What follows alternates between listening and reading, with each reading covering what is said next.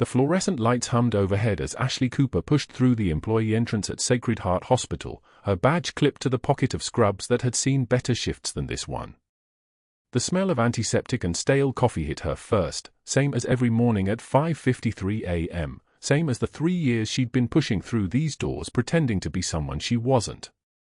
Her hands were steady. They always were. The tremor in her right palm, the one that came without warning at 3 a.m., was already fading by daylight. She'd learned to fold that part of herself into the lining of her jacket right next to the faded unit patch she refused to leave behind, the one that smelled like Sangin dust and decisions that could never be unmade. Senior Chief Petty Officer Ashley Cooper had been officially dead for 6 years. The Navy had made that very clear when they handed her the discharge papers with a name that wasn't hers and an order that tasted like copper: disappear, take a civilian life, never surface. The operation had been buried. So had she. The night shift nurse, Rodrigo, was waiting at the station with a chart that needed signing off. He didn't make eye contact. Nobody did anymore, not really. 3 years at Sacred Heart and she'd become the kind of invisible that wasn't peaceful. It was the invisible of someone people had decided not to see. The kind that happened slowly, then all at once. Room for 12, Rodrigo said, sliding the clipboard toward her without quite looking. Admitted yesterday. Deaf Marine. Unresponsive. Family at bedside. Ashley nodded. She didn't ask questions. Questions meant conversation, and conversation meant exposure, and exposure meant the Pentagon called and the life she'd built evaporated like morning steam. She took the chart and moved down the corridor. The tile was cold under her shoes. She could feel it through the rubber soles, that sharp clinical cold that never changed, whether you were in Denver or Kandahar. The wheels on the medication cart squeaked as she passed, a sound like small bones breaking. The patient in for 12 was a man in his early 50s, his skin the color of old paper, his right arm scarred in the particular way that came from shrapnel and luck and the space between. His daughter stood at the foot of the bed, dark circles under her eyes suggesting she hadn't left since he arrived. Ashley could read people like that, the exhaustion, the guilt, the specific angle of desperation that came from watching someone you loved dissolve into silence. She checked his pulse. Strong. His oxygen saturation was acceptable. His vitals told a story if you knew how to listen, and Ashley knew how to listen the way some people knew how to breathe. The chart said unresponsive, but his pupils tracked the light. The chart said no communication possible, but his fingers had twitched when his daughter said his name. The chart was written by people who hadn't learned to listen. Ashley was adjusting his for when Dr. Sterling arrived. She heard him before she saw him, the particular confidence of his footsteps, the weight behind them, the sound of someone who'd never been told no and never expected to be. He had that quality that certain doctors carried, the look of a man who'd learned authority was just a costume you wore until people forgot you were wearing it. His tablet caught the light as he gestured toward the bed, and his voice came out sharp as a scalpel. "I'm concerned about the vitals charted in this file," he said. His eyes moved to Ashley without seeing her. "We need to know how these readings were obtained. This patient is completely deaf. No communication possible. So I'm struggling to understand how a nurse from," he glanced at her badge, at her scrubs, at her hands that bore the marks of work he'd never done, community college managed to chart accurate vitals on someone who can't respond to verbal instruction. The words landed soft. That was the particular cruelty of Sterling, he didn't yell. He spoke like a man stating facts, the kind of tone that made you question whether you'd heard him right, whether he'd actually implied you were incompetent or dishonest or both. Ashley's daughter looked up, her face shifting from exhausted to something harder. "He's the one who's been taking care of him," the daughter said. Her voice was small but defensive. "She's the only one he seems to respond to." "Seem to," Sterling said. He smiled. The smile was worse than the words. "That's not data. That's impression. And in my experience, nurses who don't have proper credentials sometimes feel the need to embellish, to make their work seem more significant than it is." He turned to the daughter. "Your father is lucky he's in a Rael hospital now. With real physicians. Ashley finished checking me for. Her hands didn't shake. The tremor was locked away, caged in the part of her that nobody was allowed to know about. She looked at the patient's arm, at the faded tattoo in block letters that read Cooper in ink that had turned the color of old bruises, and something in her chest went very still. She didn't respond.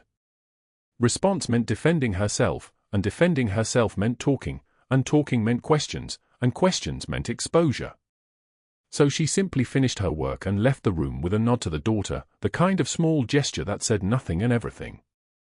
But that wasn't the worst part. The break room was where they gathered for 7 a.m. coffee, the nurses and CNAs and techs who made Sacred Heart actually function while people like Sterling made decisions about things he didn't understand. Ashley was pouring coffee into a mug that had lost its handle 3 months ago when the room shifted. For nurses were gathering their things, lunch containers, phones, the casual infrastructure of people who'd already decided to leave. One of them was Maya, who'd helped Ashley study for her RN boards. Another was Chen, who'd asked her advice about a difficult patient just 2 weeks prior. They didn't make a show of it. There was no dramatic exodus. They simply stood up, one after another, and left. The scrape of chairs on tile sounded like a verdict being read.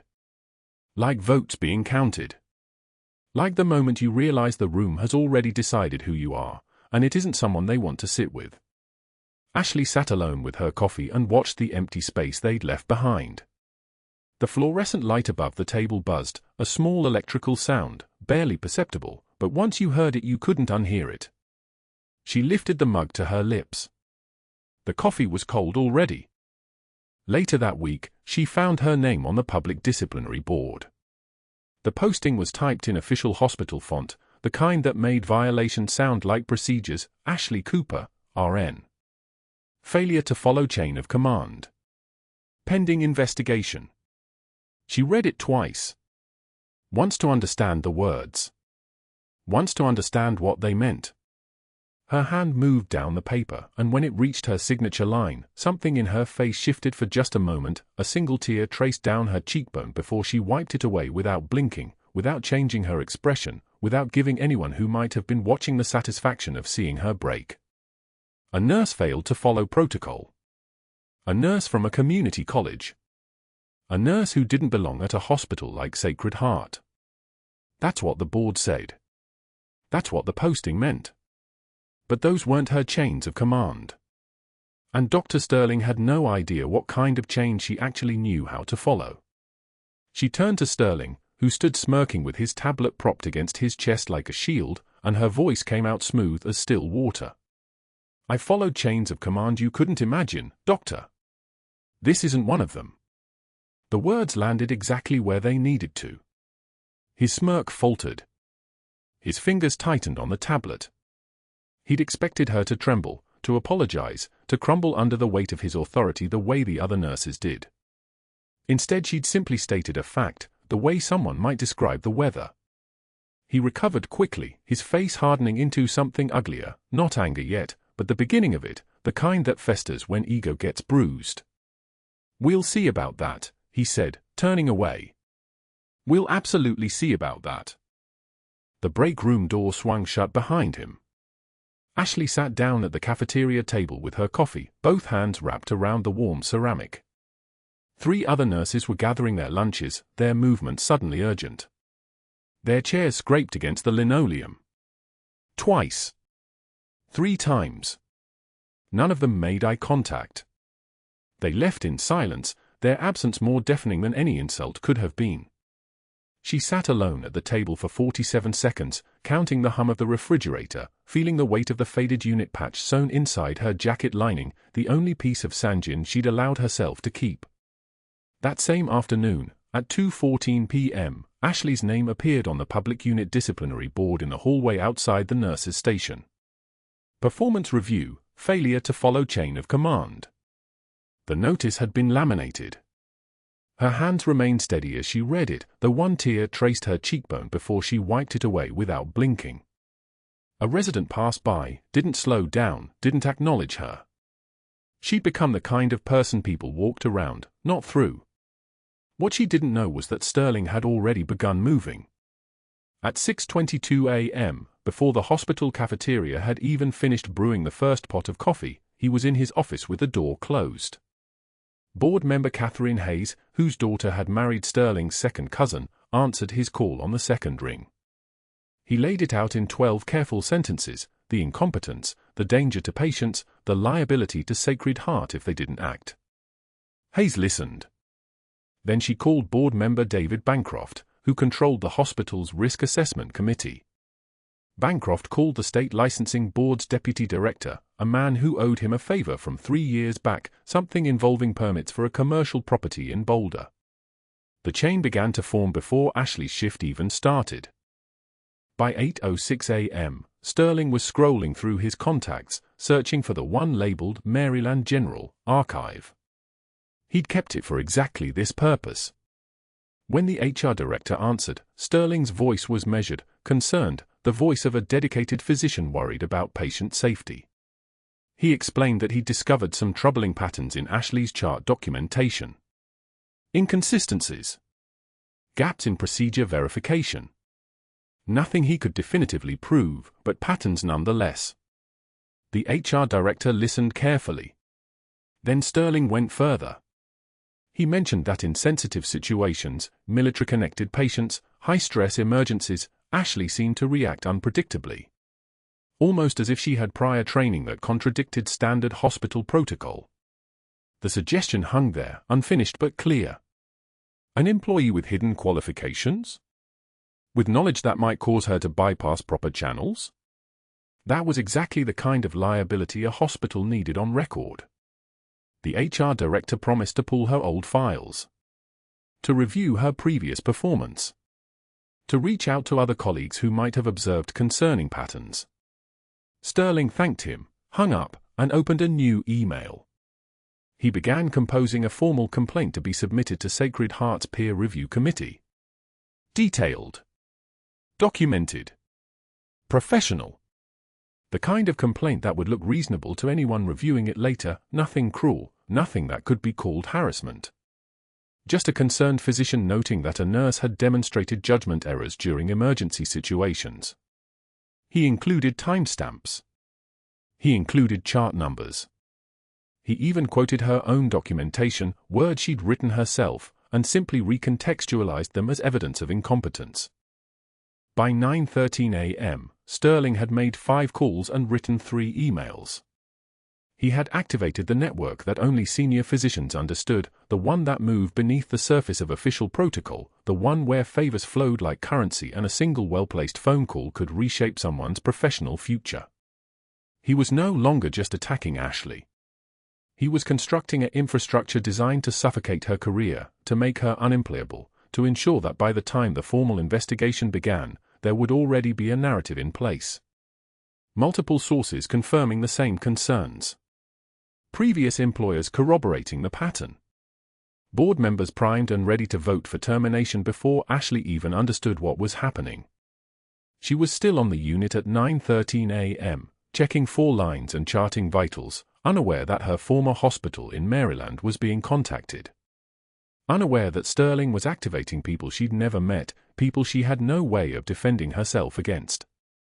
The patient in room for 12 lay sedated, his chest rising and falling with the ventilator's mechanical rhythm. His arm rested on top of the blanket, and across the pale skin of his bicep, faded from sun and years, 2 words written in block letters, Cooper. She'd seen it during the initial assessment. She'd registered it. And then she'd pushed past it, because seeing things was different from acknowledging them. Acknowledging meant pain. Acknowledging meant breaking the rules she'd been given, the ones that said she was supposed to be invisible, ordinary, just a nurse in a civilian hospital where no one was supposed to know her name, especially not stitched into someone's skin. The next words out of Sterling's mouth changed everything. At 2:06 a.m. the monitor screamed. Not the steady electronic pulse of a sleeping patient, but the harsh staccato of crisis, beep beep beep beep, each sound punching through the darkness of the 4th-floor wing. Ashley was 3 rooms down, charting vital signs for Mrs. Chen in 412, when the sound registered. She didn't move. She didn't think. Her body was already moving toward the source, feet on tile, her fingers releasing the pen before her conscious mind caught up. The deaf Marine's room. Fourth bed on the left. She was through the door before the resident paged overhead. His oxygen saturation sat at 68.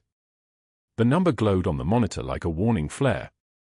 His chest rose and fell in the asymmetric pattern that made experienced nurses' stomachs clench, one side moving, the other still. His skin had taken on the waxy gray that meant the body was beginning to shut down non-essential functions. Tracheal deviation. The shift in his windpipe was visible even in the low emergency light, a lateral drift that meant pressure was building inside his chest cavity with nowhere to go. Tension pneumothorax. One collapsed lung. Filling with air. Collapsing the other. Ashley's hands were already moving. She didn't check the chart. She didn't wait for the attending to arrive. She didn't call the code. The muscle memory from 17 years ago took over, muscle memory from nights in the dark when there was no attending, no backup, no protocol except the one carved into her nervous system by 18 months of field medicine in Sangin, treating casualties under fire with nothing but shears and needles and the absolute certainty that the next 60 seconds would decide whether a man went home or didn't go home at all. Pain was information. Pain told you where the body was broken. But pressure was different. Pressure was running out of time. She grabbed the crash cart. One hand found the 14-gauge needle angiocath, the kind used for emergency decompression. Her fingers positioned it without hesitation at the second intercostal space, mid-clavicular line. Left side. Where the air was trapped. Where the pressure was building. The resident, Dr. Casper, stumbled in, still fastening his coat. He opened his mouth to take command and then stopped because he was watching Ashley work, and something about her movements told him not to interrupt. Something about the way her spine had straightened. Something about the way her voice had changed when she'd said, "Get me a chest tube setup." 14 French. Now. Not a question. Not a request. A command. The needle went in. There was a moment of resistance, the resistance of membrane and tissue and the body's natural reluctance to be penetrated. Then, the hiss of air escaping. The sound of pressure releasing. The sound of a man's lungs getting the room they needed to expand. Ashley's eyes locked on the monitor. O2 saturation climbing. 72. 78. 85. 90.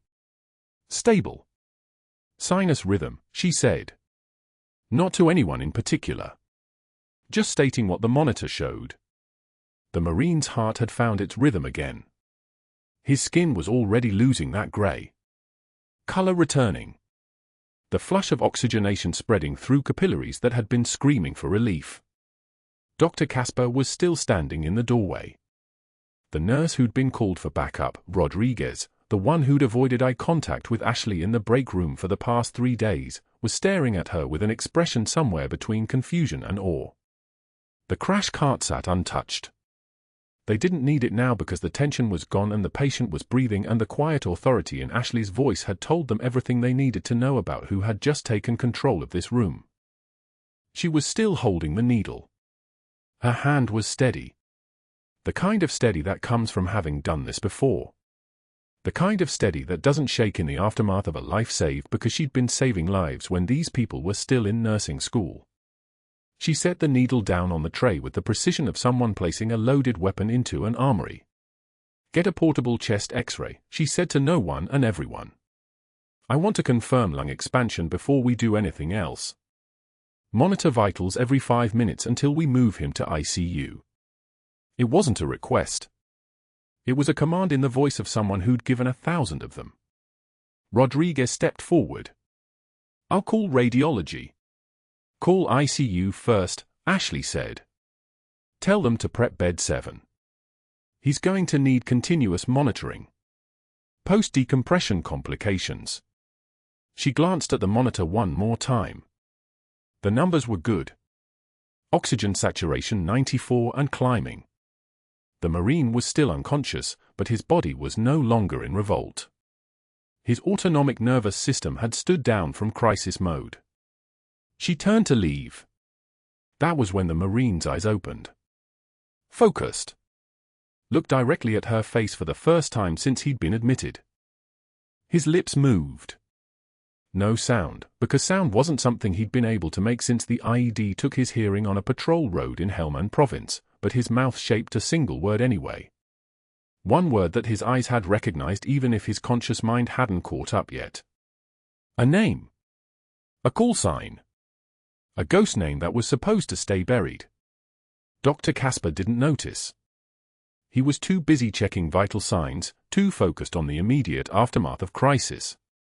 Rodriguez was already on the phone with ICU, speaking in the fast-clipped voice of someone trying to secure a bed for a critical patient. The night shift supervisor was calling for an update on the second floor.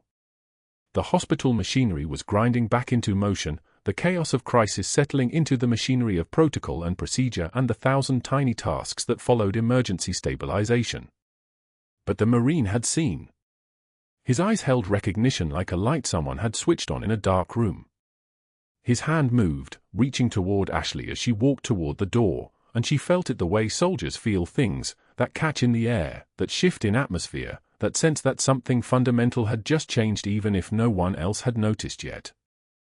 Ashley didn't stop walking. She didn't look back.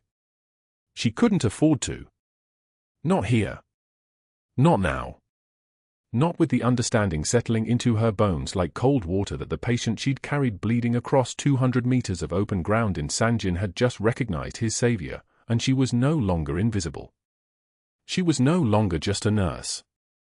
And that was the last thing Sterling's network could protect him from. By the time morning light cut through the hospital windows, Dr. Sterling had already made 4 calls. The first went to James Hartley, the chief nursing officer, at 6:36 a.m., before shift change, before anyone could prepare a defense. Sterling's voice was precise, surgical. "We have a protocol violation in trauma. Needle decompression performed without attending present. I need this documented." The second call reached a board member who owed Sterling a favor from a country club membership renewal 3 years ago. The third and fourth calls were to Sacred Heart's legal department and then to the Colorado State Licensing Board, each conversation carefully framed as concern for patient safety, each one designed to create the appearance of institutional oversight masking pure institutional vengeance.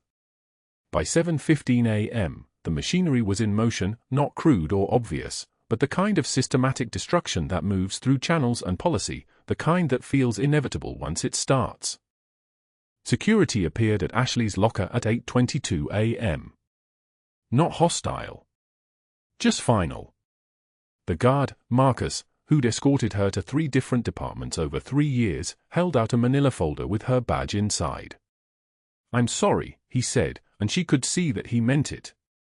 She accepted the folder without speaking, slipped her badge from the pouch, and placed it in his palm like returning a borrowed book. It wasn't a request. It was a command, issued through the language of protocol. She cleared her locker methodically, the spare scrubs folded into her personal bag, the photograph she'd never actually looked at, the compression socks still wrapped in the original plastic. At the bottom, beneath everything, her fingers found the faded unit patch sewn inside her jacket lining. The fabric had worn soft from 18 years of being the only piece of Sangin she'd allowed herself to keep. She held it for exactly 3 seconds, then zipped it into the inner pocket where it had always been, where nobody would ever see it.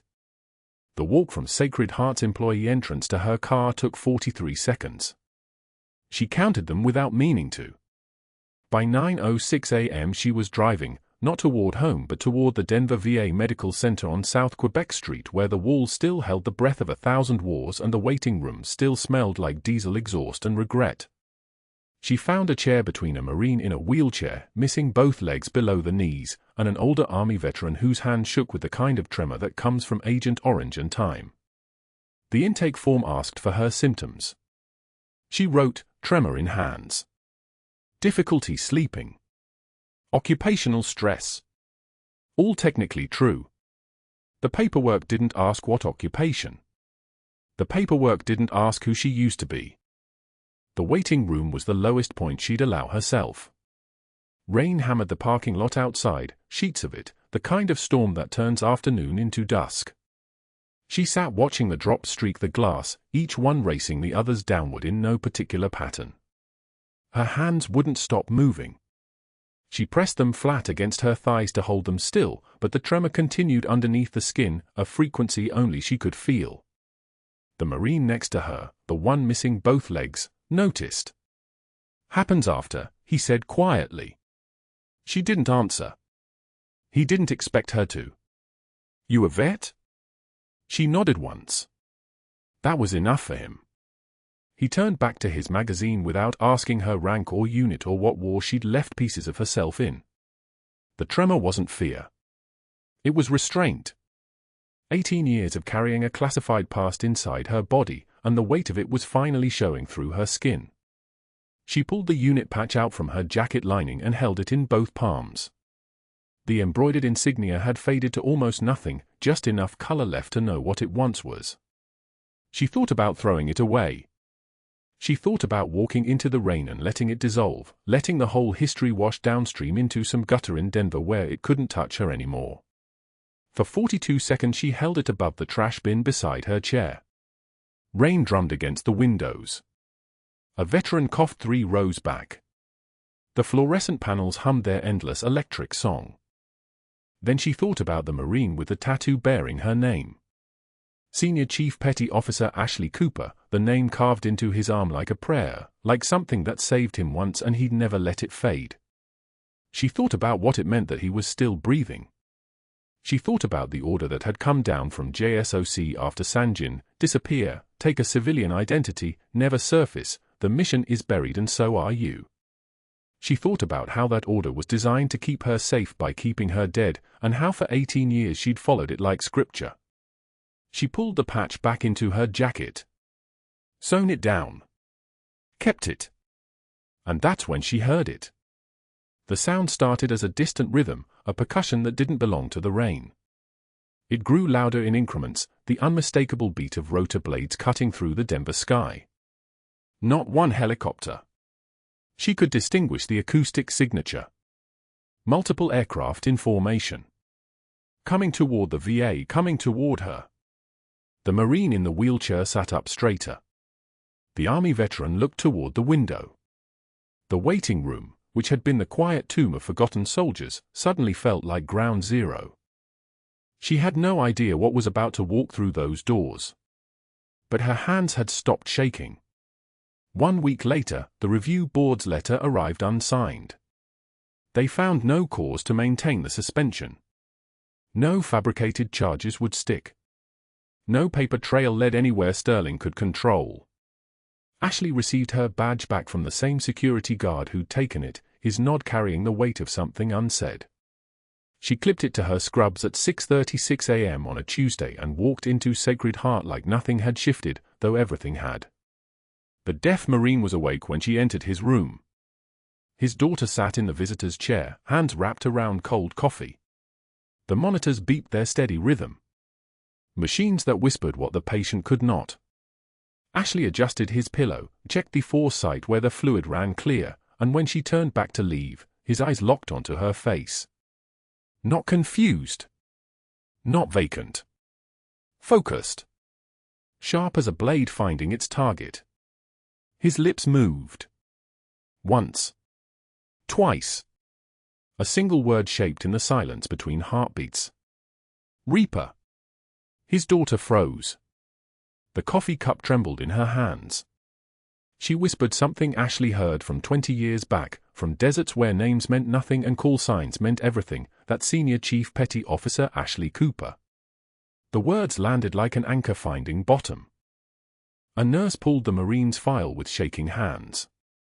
Sangin Valley, Helm and Province. A classified incident report. A female SEAL combat medic mentioned only once, no name given, just initials.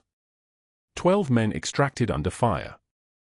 One carried 240 meters of open ground. The file was mostly redacted. Black marker across history. The nurse read what remained visible, voice getting smaller with each sentence. Within 64 minutes, a Navy SEAL Master Chief walked through the ER doors in dress uniform sharp as new steel. His chest carried medals the way cathedrals carry light. He crossed the room with the precision of someone who'd moved through worse darkness than hallway fluorescence could create. Behind him came two figures in tailored suits, federal badges catching the light. The Master Chief stood at the foot of the Marine's bed and began listing her service aloud. His voice carried through every room on the unit. Every nurse in earshot stopped moving. Every monitor seemed to lean in. Bronze Star for Valor. First one.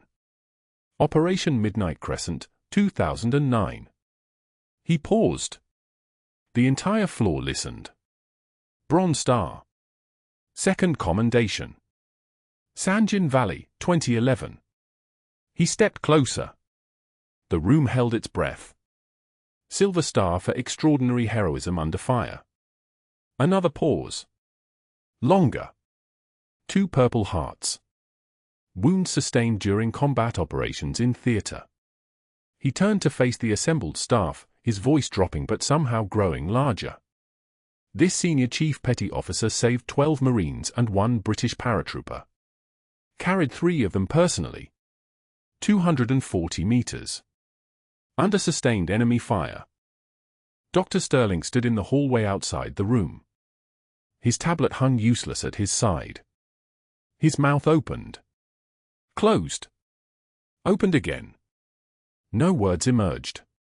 The color drained from his face like someone had pulled a plug from his chest. The suits introduced themselves. NCIS. Pentagon Operations Directorate.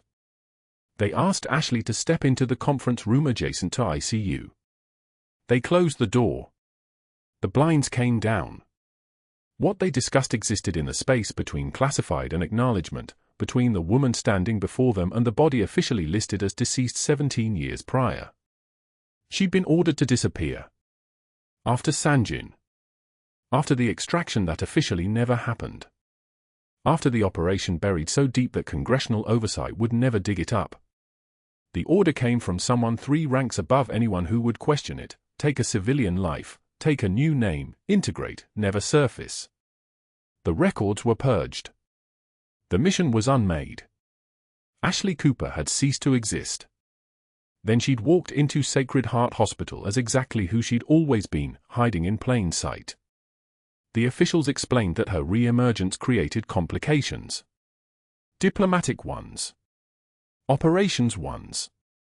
But there was nothing to charge her with. No protocol violation. She'd simply saved a patient's life using skills she'd never listed on any job application. When they emerged from the conference room, security was already escorting Dr. Sterling from the unit. The same guard who'd taken Ashley's badge handed him a cardboard box containing his personal items. His watch. His fountain pen. A framed photo of himself at some hospital gala. The guard spoke 5 words, his voice flat as concrete: "I believe you know the way out." Sterling's hand shook collecting the box. He tried to speak to the officials. They didn't acknowledge him. He looked toward Ashley standing against the ICU doors. She met his eyes for exactly 2 seconds, then turned back to her patient. 6 months later, Ashley passed a pharmacy window on Evans Avenue. Through the glass, she saw a folding table set up outside a strip mall urgent care. Dr. Sterling sat behind it. His name tag read, Steve. He wore a polo shirt with a medical supply company logo embroidered over the pocket. He was explaining supplemental insurance to a woman who looked like she wanted to be anywhere else. Ashley kept walking. Her hand moved to the inside of her jacket where the faded unit patch had been sewn into the lining. Canvas worn soft as old skin. Unit designation still visible. The only piece of Sangin she'd allowed herself to keep when everything else was erased. She felt the stitching beneath her fingers through the fabric. Thread that held her together. Holding it now meant she wasn't running anymore. Meant she could stop hiding. The trembling wasn't fear. It was restraint. Years of it. Locked down deep. Release now in small increments with every breath. She didn't need a medal or a title displayed. She needed the weight of the patch beneath her palm. Proof that she'd been somewhere real. That she'd saved lives in the dark. That the scars meant something even when nobody was watching. She walked toward Sacred Heart. Toward the ICU. Toward the Marine who'd spoken her name and the daughter who'd spoken her rank. Toward a job that meant something. Toward the veterans in waiting rooms who didn't know their nurse had once led them into impossible places and brought them home again. Not all heroes wear capes. Some wear scrubs. If your boss ever challenged your worth without knowing your history, what would you do? Would you disappear? Or would you stand and let the truth find you? Subscribe now. Like this video. Tell me in the comments what you think Ashley should have done.